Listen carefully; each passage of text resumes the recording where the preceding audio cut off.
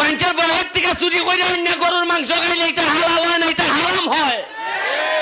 মানুষের মোবাইল চুরি করে নিয়ে এটা দিয়ে খাইলে এটা হালাল হয় না, এটা হারাম হয়। এখন পর্যন্ত আমরা মানুষের সিকিউরিটি দিতাম পারছি না। উনিনটা খালি চিন্তা করার লাগে পকেটিটা নেগানি আমার মোবাইলটা, বুকের পকেটে হাত দিয়ে রাখন লাগে, মনে করি যে নেগানি আমার ওই আরেকটা যেটা কিছু পয়সা রাখছিলাম ইটা।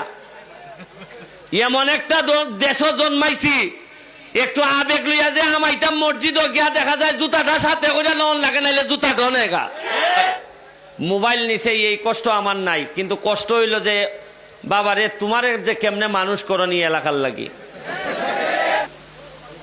ঢুকার সময়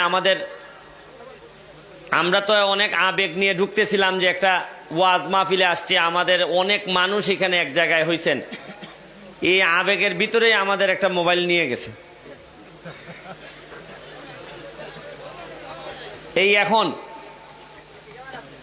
আমি চিন্তা করলাম যে এত সুন্দর একটা মাহফিলে এত মানুষ আসছে, যে ভদ্রলোক এই মোবাইলটা নিছে সেও তো আসছে, জানি না কোন এলাকার লোক। যদি আমার এলাকার লোক হয়, মোবাইল নিছে এই কষ্ট আমার নাই, কিন্তু কষ্ট হইল যে বাবারে তোমার যে কেমনে মানুষ করনি এলাকার লাগি।